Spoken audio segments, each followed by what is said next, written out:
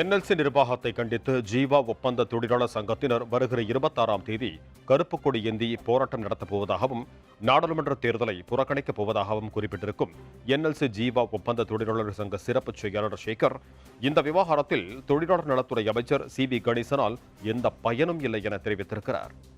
நீதிமன்ற தீர்ப்பும் அங்கு அமலாகவில்லை. தொழிலாளர் நலத்துறையின் சட்டங்களும் அங்கு கேட்பாரற்று கிடக்கிறது.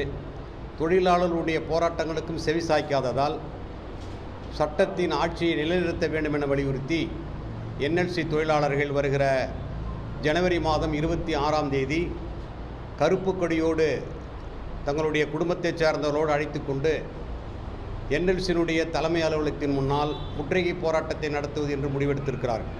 நெய்வேலிக்கும் 20 கிலோமீட்டருக்கும் அருகாமையில் இருக்கக்கூடிய ஒரு தொழிலாளர் அமைச்சர் நேரடியாக இது மத்திய அரசு மாநில அரசு என்ற பாகுபாடு இருந்தாலும் தன்னுடைய மாவட்டம் என்கிற முறையிலும் அங்கு ஏற்கனவே அவர்கள் கட்சியை சார்ந்த ஒரு தொழிற்சங்கம் அது மொனாப்பொலியாக ஏகாதிபத்தியமாக நிர்வாகத்தோடு கைகோர்த்து நிற்பதால் அவர்களுடைய தொழிற்சங்கத்தை பாதுகாப்பதற்கு இந்த தொழிலாளரை பலி கொடுக்கிறார்.